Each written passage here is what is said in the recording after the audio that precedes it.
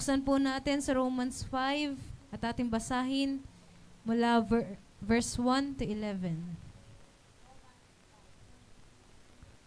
Mga taga-Roma 5, verse 1 to 11. Nakita na po. Mga bunga ng pagtanggap ng Diyos. Sapagkat napawalang sala na tayo sa pamamagitan ng ating pananampalataya, mayroon na tayong mapayapang ugnayan sa Diyos sa pamamagitan ng ating Panginoong Jesucristo. Sa pamamagitan ng pagsampalataya, kay Jesucristo, tinamasa natin ang kagandahang loob ng Diyos at tayo'y nagagalak dahil sa pag-asang tayo'y makakabahagi sa Kanyang kaluwalhatian. Hindi lamang iyan, ikinagagalak din natin ang mga kahirapang ating tinitiis dahil alam nating ito'y nagbubunga ng pagtitiyaga. At ang pagtitiyaga ay nagbubunga ng mabuting pagkatao, at ang mabuting pagkatao ay nagbubunga ng pag-asa. At hindi tayo binibigo ng pag-asang ito, sapagkat ang pag-ibig ng Diyos ay binubuhos na sa ating mga puso sa pamamagitan ng Espiritu Santo na ipinagkaloob sa atin. Sapagkat noong tayo may hina pa, namatay si Kristo sa takdang panahon para sa mga makasalanan. Mahirap mangyaring ialay ni numan ang kanyang buhay alang-alang sa isang taong matuwid, kahit na maaaring may mga has na gumawa nito alang-alang sa isang taong mabuti. Ngunit pinatunayan ng Diyos ang kanyang pag-ibig sa atin nang mamatay si Kristo para sa atin noong tayo'y makasalanan pa. Yamang sa pamamagitan ng kanyang dugo, tayo ngayon ay napawalang sala, lalong tiyak na maliligtas tayo sa puot ng Diyos. Dati, tayo'y mga kaaway ng Diyos, ngunit tinanggap na niya tayo bilang mga kaibigan sa pamamagitan ng pagkamatay ng kanyang anak. At dahil dito, tiyak na maliligtas tayo sapagkat si Kristo ay buhay. At hindi lamang iyan, tayo'y nagagalak dahil sa ginawa ng Diyos sa pamamagitan ng ating Panginoong Jesucristo, sapagkat bilang sa Kanya ay tinanggap tayo bilang mga kaibigan ng Diyos. Hinga nawa ng Panginoon ang Kanyang salita upang tayo lahat ay mapagpala.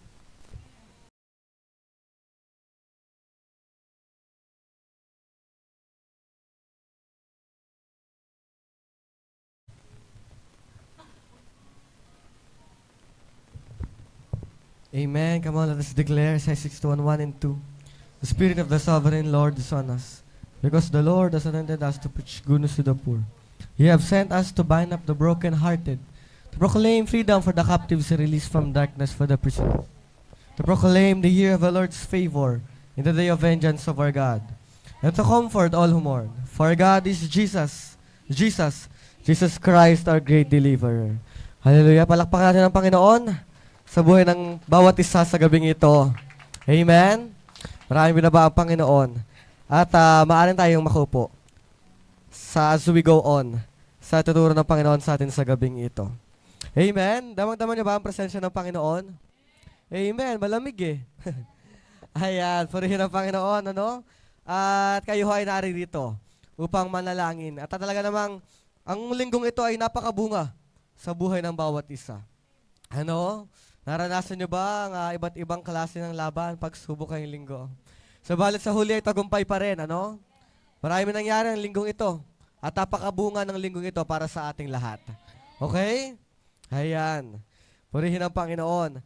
At ang mensahe ng Panginoon sa atin sa gabing ito ay patungkol sa kanyang pag-ibig, ano?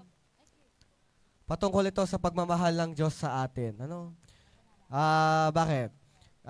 Tatanong ko rin ng Lord bakit tuwing bang Pebrero, Lord, laging pag-ibig ang pag-uusapan namin. Pero mahalaga daw ito, ano, upang sa gayon, mas maunawaan pa natin, ano, why we are here. Ha? Bakit tayo naririto? Bakit tayo nag-spend ng ating mga oras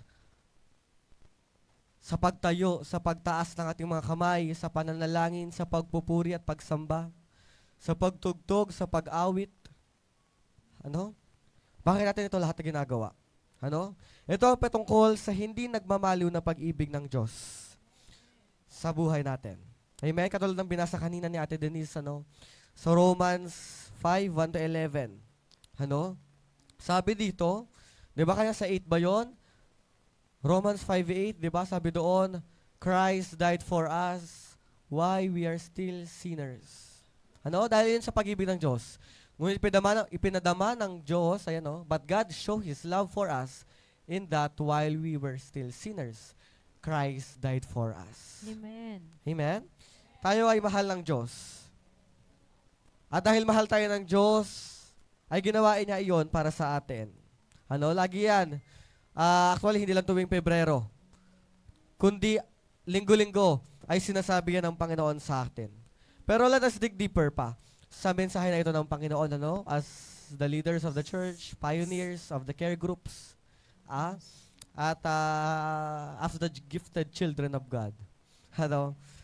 Let us go deeper sa gabing ito. Sabi dito, nakikita ng Panginoon ang bawat isa ay nagiging manhid ang mga puso. Yun agad yung bungad. Sabi ko, ano mensahe ng Panginoon? Ito po ay patungkol sa... Tapos yun agad yung binugad. Sabi ko, bakit naman? Nakikita doon ng Panginoon na ang ating mga puso ay nagiging manhid. Sa paanong paraan? Ito ay sa pagkakaroon ng pakialam, sa pagkapanang nararamdaman ng kapatiran, at higit sa lahat ng nararamdaman ng tao. Ano? Kumusta ho kayo sa inyong mga care group? Kumusta kayo sa inyong pakikipag-usap sa kanila? Ano? Nagkakaroon pa ba tayo ng pakialam? O kinukumusta na lamang natin sila kapag kailangan natin ng attendees? Kapag may gawain? Ha? Punta ka. Bakit? May gawain kami bukas. After 1 year, di nakakausap. Okay? Nandun pa ba yung pag-ibig sa atin ng Diyos? Ano? Sa aking pagtanong kanina sa Lord, dinala niya ako sa mga statistics ng mga nakaraan na kung saan sinasabi doon na ang mga Kristiyano daw ay talagang punong-puno ng pag-ibig. Kapag sila daw ay kasama mo, noon pa to pag daw sila ay kasama mo, sila daw ay mabait, sila daw ay prayerful, at higit sa lahat, sa kanila mo mariringgan ang mga encouragement. Pero noong mga nakaraan na statistics sa ibang bansa, kasi inaral nila, nakita nila na yung mga Christians nawala. Kumbaga, usually yung mga Christians yung pa yung hipokrito. Yung mga Kristiyano, yun pa minsan yung nagsisimula ng gossip within the community, within the church, And God does not want us to be like that, Ayaw ng Panginoon na maging ganoon tayo. Amen. At kaya iyon ang mensahe ng Panginoon sa ating gabing ito, sa atin sa gabing ito, na nais niya na makita sa atin ng iba pa kung paano niya tayo inibig. Amen. Kung paano tayo minamahal ng Panginoon. Okay? Amen. Nakikita ba sa atin? Amen. Sa bawat tuwing linggo? Tuwing linggo lang ba? Magandang umaga po. Magandang hapon. Magandang araw sa inyo. Bumabati pa ba tayo? Atin ba bang wini-welcome ang ating mga visitors, ang mga newcomers, every time na pumupunta sila dito? Nasa salamin, sa ating mga ginagawa. Nasa salamin sa ating kilos. Kung nakikita ba sa atin, nagre-reflect ba sa atin yung pag-ibig ni Kristo? Okay? Amen. Ayan. And hindi siya dapat maging obligado.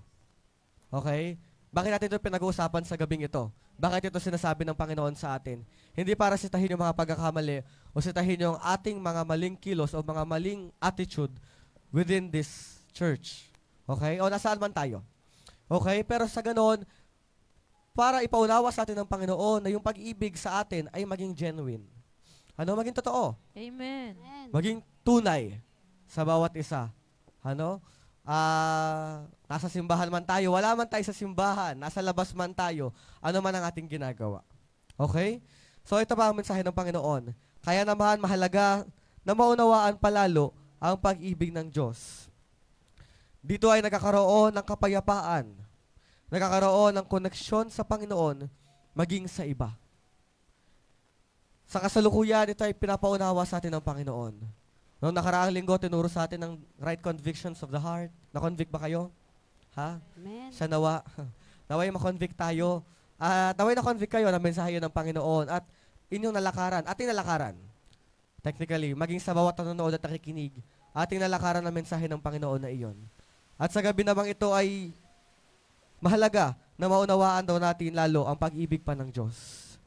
Ha? How you define love? Paano natin inuunawa ang salitang pag-ibig? Bilang mga anak ng Panginoon. Bilang nasa Panginoon. Paano natin dinidefine ang love? Ha? Unconditional? Anything, Lord. Parang ganun ba? Na gagawin mo ang lahat. Maligtas lamang. Ano? Paano natin dinidefine ang pag-ibig? Marami ang ibig sabihin ng pag-ibig. Malawak ang pag-ibig. Pag tinanong natin ng mga tao sa labas, pag tinanong natin, marami silang nasasabi na definisyon ng pag-ibig. Pero ano nga ba ang ibig sabihin ng pag-ibig? Ng tunay na pag-ibig ni Kristo. Sa lahat-lahat ng ito na marami nating pwedeng alamin at marami tayong pwedeng aralin patungkol sa bagay na ito. Let us dig deeper sa pag-ibig ng Diyos na inilalaan niya para sa atin at binubuhos niya para sa atin. Sabi dito, nakakalimot na ang ilan mula sa bagay na ito. Nakakalimot na tayo. Meron tayo minsan sa ating mga sarili na kung saan hindi na natin alam kung paano dahil nakasanayan natin. Dahil siguro, minsan yung iba sa atin, titingnan natin na okay na tayo. Okay na tayo sa Diyos. So, yung pag-ibig ni Kristo, hindi na natin nai-share sa iba. Hindi na natin naipaparamdam sa iba. Hindi natin naipaparanas. Minsan, naiinip pa tayo. Ano ba yan? Paulit-ulit na lang. Lagi na lang ganon. Hindi na natututo. Ha? Ayan. Ito ay patungkol sa hindi nagmamahalo na pag-ibig ng Diyos. Sumusuko na ba kayo? Sa inyong mga pinapanalangin? Sumusuko na ba kayo sa inyong mga sinisyaran? Huwag naman. Okay? Upang sa gayon na hindi tayo magkaroon ng regret sa ating paglilingkod. Ano? Katulad sinabi kanina ng nanay, masarap paglingkod sa Panginoon. At purihin ang Panginoon dahil naririto tayo ngayon. Amen. And I want to tell you that kaya tayo naririto ay dahil iyon sa pag-ibig ng Diyos. Amen. Kung kaya naman sabi ng Panginoon, ay maging ganap ang ating pag-ibig, maging ganap ang ating pagmamahalan para sa bawat isa. Ang tanong, atin ba itong nagagawa? Ha? Kapag nagkakamali si kapatid, paano mo siya tingnan? Kapag nagkakamali si kapatid, paano mo siya pag-usapan? Ha? Siya ba ang pulutan ng inyong mga usapan? Paano? Paano natin iniibig ang ating mga kapatid? Dito pa lamang. Nagsisimula ito sa atin, ano? Nagsisimula ito sa atin. Kasi kung hindi natin ito na hulubos na nauunawaan, talagang mahihirapan tayo na ito'y iparamdam sa iba. Ha? Kaya mayroong mga relasyon na nagkakamali. Kaya mayroong mga kasamahan na nasisira at napuputol. Bakit? Kasi hindi nila alam kung paano mapapanatili yung samahan. Hindi nila alam kung ano lang yung maisipan nila, yun lamang. Hindi talaga nila unawaan kung ano ang tunay na pag-ibig. At sa simbahang ito ay yung tinuturo ng Panginoon sa atin. Dahil ayaw ng Diyos na tayo maging hipokrito. Ayaw ng Panginoon na sa huli ay mawala ng kabuluhan ang lahat ng ating ginagawa dito. Ano? Ano ba yun? Sabi ng Lord kay dun sa hari sa Babylonia, kay Daniel. Ano? Tinakal, ngunit kulang. Ha? Gusto niyo ba ganon? Sa dami-dami ng ginawa natin dito, at the end of the day, ay nawalan ng kabuluhan ang lahat. Ha? Ang Panginoon ang sustain. Kulang naman talaga kung totoosin. Pero higit sa lahat, nais ng Panginoon na tayo ay maging totoo sa Kanya. Sa bawat ginagawa natin, sa bawat saloobin natin, mga paglilingkod at pagsunod, kung paano natin tingnan ang bawat isa na nandirito. Ha? Paano titingnan ang katabi ninyo? Paano titingnan yung nasa kaliwat at kanan ninyo? Paano siya tinitingnan kapag kaharap nyo? At nakatalikod. Okay. Paano? Makuha ka sa tingin? Ano daw? Ayan. Sabi dito, hindi nais ng Panginoon na maging mapagmataas ang ilan sa bagay na ito. Kaya ay pinapaunawa ng Diyos na ang unang nagmahal ay ang Diyos. Sabi diyan, sa 1 John yun eh. Pwede pakihanap, di ko na ilagay eh. Sa 1 John yun, if I'm not mistaken, tayo ay nagmamahal dahil ang Diyos ang una nagmahal sa atin. At yun ang pinapaunawa, inilalagay ng Panginoon ngayon sa ating mga puso, sa inyong mga puso. Ha? Huwag na natin titingnan na tayo ay higit na mataas kaysa sa ating mga kapatid. Lagi nating tandaan na tayo lamang din ay naligtas dahil sa habag at awa ng Diyos. Amen po? Amen. Maliwanag? Kung kaya naman, tayo ay magpatuloy sa pag-ibig ng Panginoon. Sabi dito, kaya naman sa bawat ginagawa, ay buong puso nating gawin ang ating mga ginagawa. Dahil ito, ang pag-ibig ng Panginoon. Sabi sa 1 Corinthians 13:4-8, ano sabi dyan? 1 Corinthians 13, verse 4-8, ang pag-ibig ay matyaga at magandang loob, hindi mainggitin, hindi mayabang, hindi mapagmataas man, hindi magasbang ang pag-uugali, hindi makasarili, hindi magagalitin o mapagtanim ng sama ng loob sa kapwa. Hindi ito natutuwa sa masama, sa halip ay nagagalak sa katotohanan. Ang pag-ibig ay matiisin, mapagtiwala, puno ng pag-asa, at matyaga hanggang wakas. Matapos ang kakayahang magsalita ng mensahe mula sa Diyos, titigil rin ang kakayahang magsalita sa iba't ibang mga wika at lilipas ang kaalamanan. Ngunit, ang pag-ibig ay walang katapusan. Amen. Ang pag-ibig ay walang katapusan. Sabi pa doon, kapag binasa niya pa ng maigi pa, sabi doon, mayroong tatlong naroon ang pananampalataya, ang pag-asa at ang pag-ibig. Pero ang natitira dito at ang pinakamahalaga ay ang pag-ibig. Amen? We love because He first loved us. Kaya tayo nakakapagtiis, kaya tayo nakakapagtyaga ngayon. Maging sa mga taong hindi kaibig-ibig. At maging sa mga tao nakasama na natin dito, subalit inaayos pa ng Panginoon. Okay? Purihin ang Panginoon dahil doon, Malalim ang pag-ibig ni Kristo, pero ito ang inilalagay na sa ating mga puso ngayon. Kanina ako'y nanalangin, sabi ko, Lord, ano pa po ang nais niyo pong ituro sa amin? And then, ipinaunawa niya sa akin yung kahalagahan ng pag-ibig mo sa Panginoon. Yung kahalagahan ng pag-ibig natin sa Diyos. Kasi mahihirapan tayo na agalangin at ibigin ang iba kung hindi na ito yung natin nauunawaan kay Kristo. Ibig sabihin, kulang pa. May nais pang ituro ang Panginoon sa atin. Okay? Amen. Ayan. Sabi dito, ito ay nagkakaroon ng bunga. Ang pag-ibig sa iba. Pag-ibig sa hindi kaibig-ibig. Ito ang buhay na kasiyasiya at walang hanggan. Sabi si John 3:16, ano sabi dyan? John 3:16, sapagkat gayon na lamang ang pag-ibig ng Diyos sa sangkatauhan. Kaya't ibinigay niya ang kanyang kaisa-isang anak upang ang sinumang sumampalataya sa kanya ay hindi mapahamak, kundi magkaroon ng buhay na walang hanggan. Nagkalat ang usaping pag-ibig, nagkalat ang mga lesson na ito. Nagkalat. Even sa mga kanta, sa mga awitin, pinopromote lang ang salitang love. Even sa mga podcast, sa mga YouTube channel, pinopromote lang ang salitang love. Kalat ang pag-ibig ng totoosin sa mundo. Simula na una pa, yung ilan man sa atin ay mga kabataan di pa nabubuhay, pinag-aaralan ang salitang pag-ibig. Tuwing Pebrero, nagdidiwa ng araw ng mga puso, araw ng mga puso. Subalit, kulang pa rin. Nakikita nyo? Naobserbahan nyo ho ba? Yes.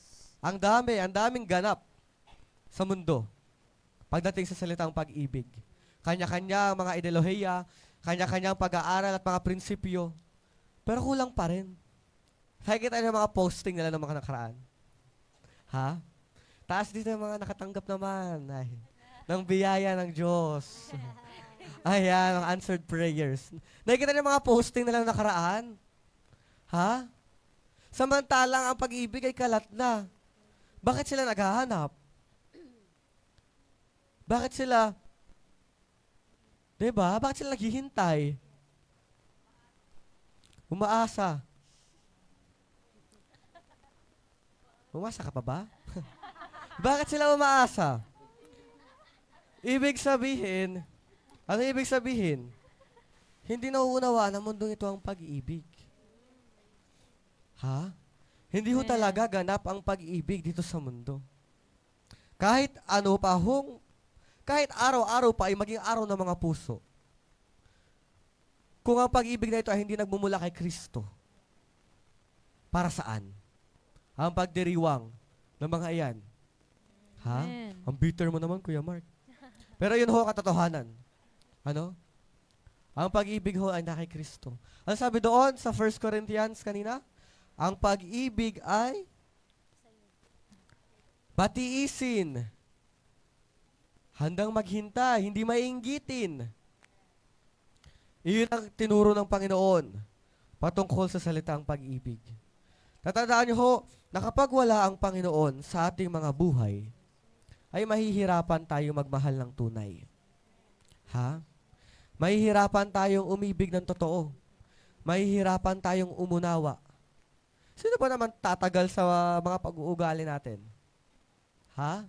Sa pag-uugali ng bawat isa. Kung aking titingnan ng aking sarili ay talaga naman, napakabuti ng Diyos. Ano po? Amen. Kayo pa kaya? Ano po? Talagang mahal na mahal tayo ng Panginoon.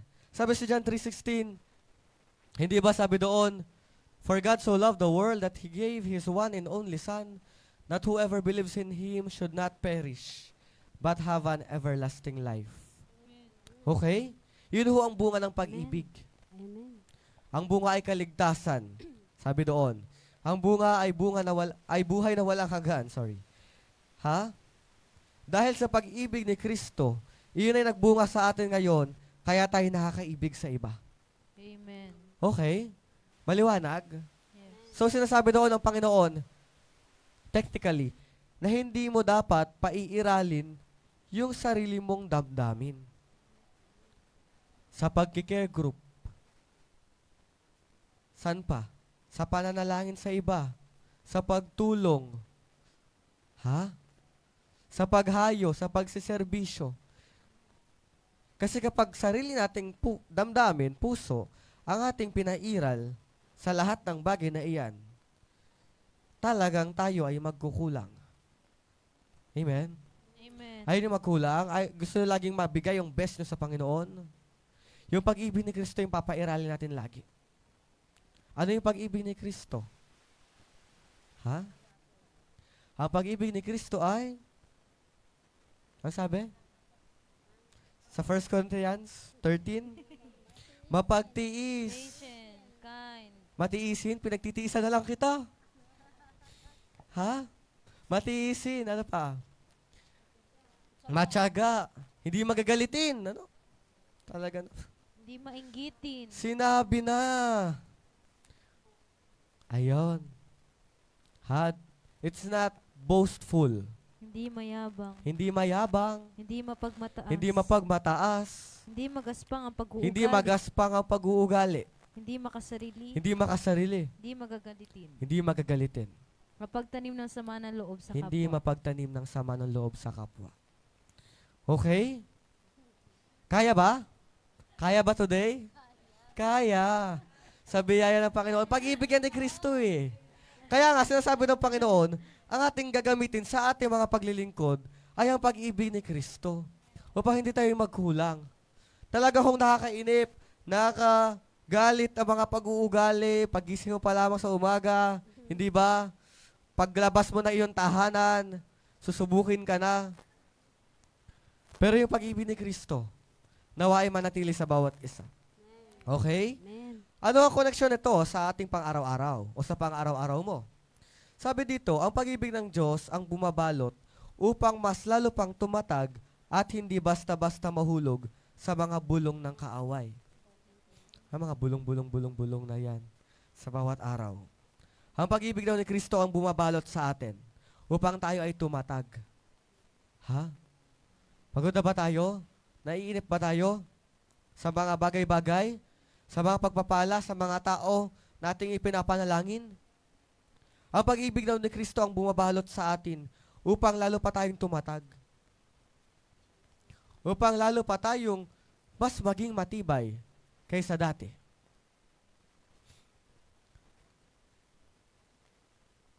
Ang gawain ito ay nabuo dahil sa pag-ibig ng Diyos.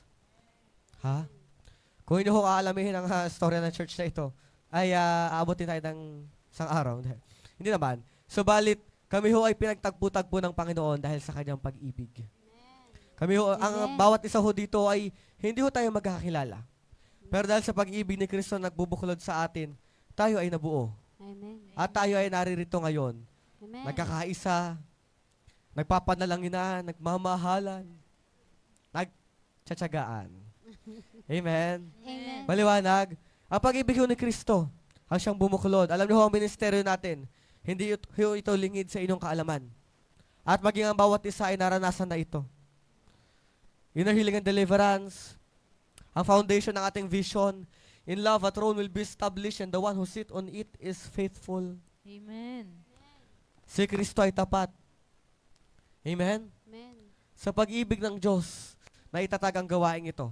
Amen. Sa pag-ibig ni Kristo, ay talaga nakakatagal tayo sa panalangin. Ha? Maliwanag ho? Amen. Kung kaya naman, lagi tayong babalik sa pag-ibig ng Panginoon. Lagi at lagi. Kapag kayo nahihina na, kapag sa tingin ninyo kayo nabubulid sa pagkakasala, wala ho kayong kalaban dito. Ang bawat isa ho ay hindi ho natin kalaban. Tingnan nyo ang katabi nyo. Ha? Hindi, karibal kita eh. Ha? Ano? Wala ho kayong kalaban dito. Amen. Lahat ho tayo ay magkakampi, lahat tayo nagtutulungan. At lahat tayo dapat magmahalan. Amen. Amen po. Amen. Kung sa tingin ninyo kayo nang hihina, kayo ay na lulugo-lugo na. Lagi tayong babalik sa pag-ibig ni Kristo. Lagi at lagi. Noong mga nakaraan, nasubok ang katatagan ng leadership, nasubok ang katatagan ng gawain ng Panginoon. At purihin ang Panginoon dahil binalik niya kami doon. Amen. Binalik niya ang inyong lingkod sa bagay na iyon. Sa pag-ibig ng Diyos. Kung paano niya yung tinuro sa akin nung nakaraang taon, nakaraang mga buwan, at mga linggo, I believe yun din ang tinuturo niya sa bawat isa ngayon. Amen. Ang pag-ibig ng Kristo na hindi nagmamaliw sa buhay ng bawat isa. Amen. And naway ito yung may pagpatuloy natin sa biyaya ng Panginoon. Amen? Amen. Sabi dito, tayo ay tinawag ng Diyos upang sa gayon ay mas maging malalim pa ang ating pag-ibig sa Kanya. God calls us to be deeply more in love with Him and love more. Okay? Una, sabi dito, loving God. Sa ating pag-ibig sa Panginoon.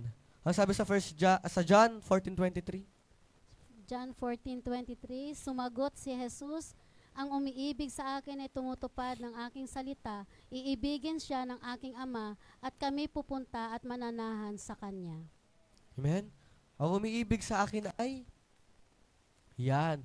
Sumagot si Jesus, ang umiibig sa akin ay tumutupad ng aking mga salita.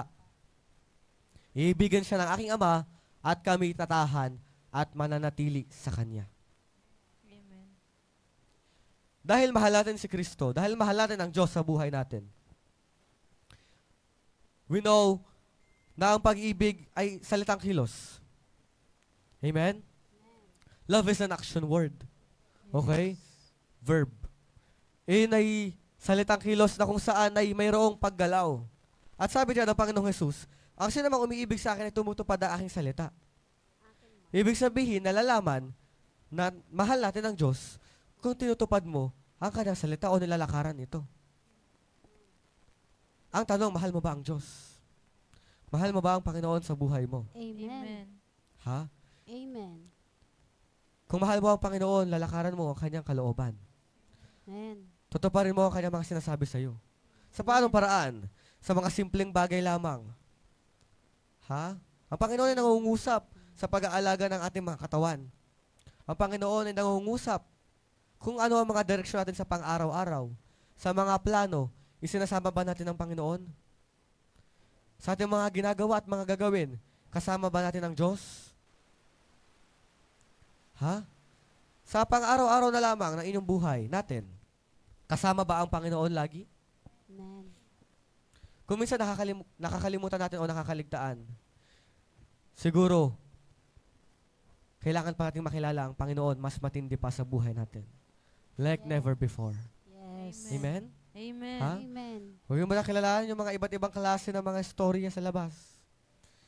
Pagmamahalan ni Romeo at Juliet, ni Jack at ni Rose, wag muna yon. To be more deeply in love with Him is to know Him more and more, Yes. every day, Amen. day after day. Amen? Amen. Ayun. Bukod dito, sabi dito, pangalawa, valuing yourself. 2 Timothy 3:1-5. 2 Timothy 3:1-5. Dapat mong malaman na sa mga huling araw ay darating ang mga panahon ng kaguluhan, sapagkat ang mga tao ay magiging maibigin sa sarili, maibigin sa salapi, palalo, mapagmataas, mapagsamantala, suwail sa magulang, walang utang na loob at lapastangan sa Diyos. Sila ay magiging walang pagmamahal sa kapwa, walang habag, mapanirang puri, walang pagpipigil sa sarili, marahas at walang pagpapahalaga sa mabuti. Sila ay magiging mga taksil, padalos-dalos, mayayabang, maibigin sa kalayawan sa halip na maibigin sa Diyos. Sila ay may anyo na pagiging makadiyos, ngunit hindi naman nakikita ang kapangyarihan nito sa kanilang pamumuhay. Iwasan ninyo ang mga ganyang uri ng mga tao. Yun. Sabi ni Pablo dyan kay Timothy, hindi na sinabi kay Timothy, si Timothy ho kasi dyan ay bata pa, kabataan. Sinabi ni Pablo dyan kay Timothy, hindi na sinabi na, mahalin mo sarili mo, ingatan mo sarili mo, pahalagahan mo. Ang sinabi niya kay Timothy, mag-ingat ka sa mga bagay dito sa mundo. Mag-ingat ka sa mga aral ng mundo. Kasi, maaari kang maligaw. Technically, yun ang mensahe niya kay Timothy. Okay? So, sinasabi dito ng Panginoon sa atin that we should value ourselves sa Lord. Pahalagahan mo ang sarili mo sa Panginoon. Ha?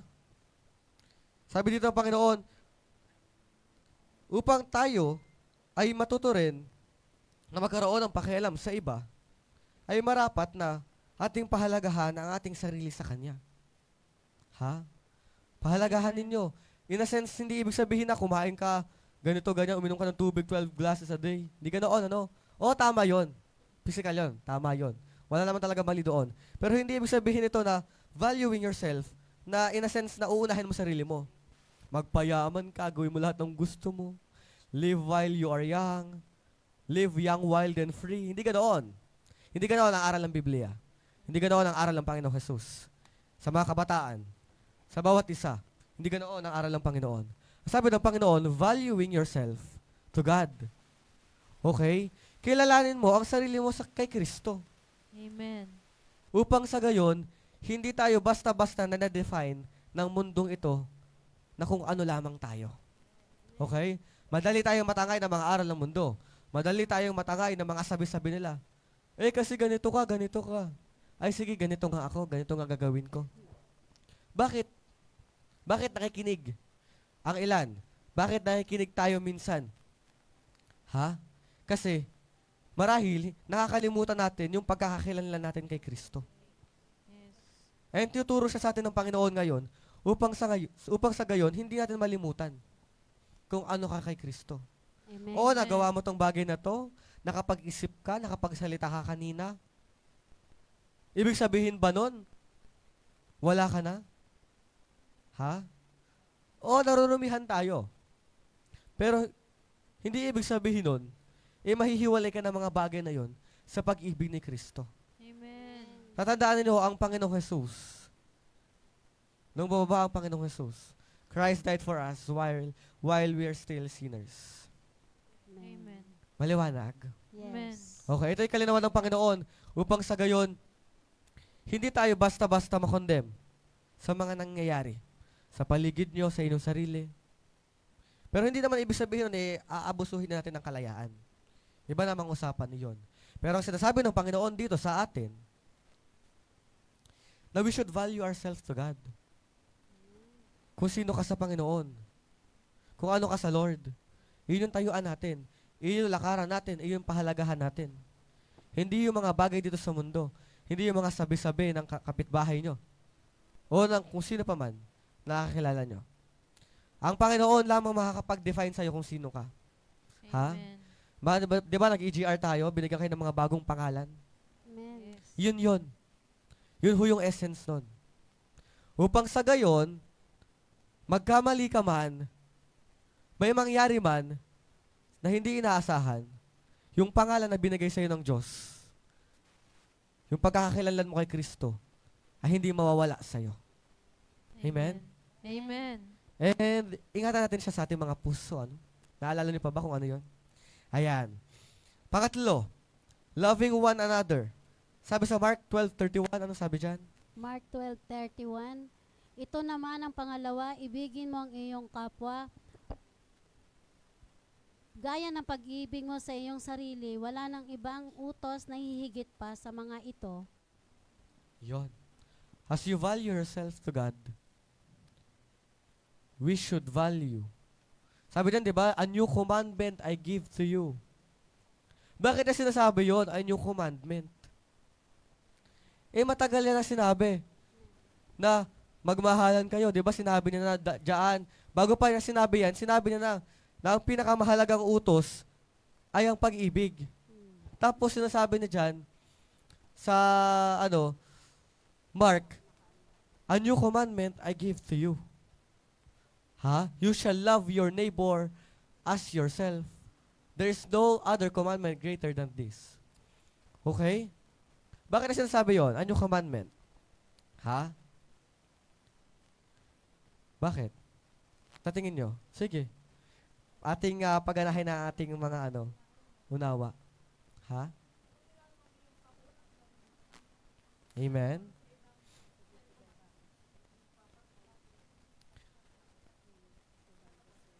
Ayan. Okay. Wala namang mali doon, Tama iyon. Pero sinasabi ng Panginoon, a new commandment na binibigay sa atin ng Panginoon na magmahalan tayo is dahil ang Diyos ay pag-ibig. Technically. Ang Diyos ay pag-ibig. At kung minamahal natin ang Diyos sa buhay natin, at pinapahalagahan natin ang ating sarili sa Diyos, gayon din naman, ito'y magre-reflect sa ating mga kapwa. Sa ating mga kapatid, ito'y nagre-reflect. Ito'y nasasalamin, ibig sabihin, nakikita, na i-apply. Maliwanag po? Amen.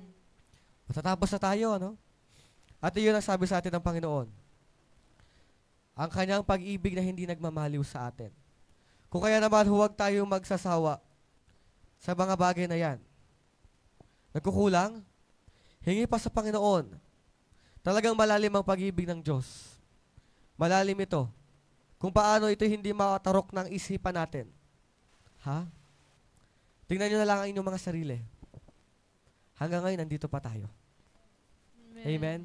Ganoon kalalim ang pag-ibig ni Kristo. Amen? Amen. Palakpakan natin ang Panginoon sa gabing ito. Hallelujah. Ganoon kabuti ang Panginoon. Kung kaya naman, sabi ng Panginoon, let us lift up one another. Kapag nahihina, kapag nahihirapan si kapatid, kapag hindi niya alam kung ano ang gagawin niya, let us lift up one another. Let us pray for one another. Because that is God. Yun ang nais ng Panginoon para sa atin. Amen? Leaders, pioneers, kay group leaders, yun ho ang nais ng Panginoon sa atin. Maliwanag po. Amen. Sige ho, tayo tumayo sa gabing ito.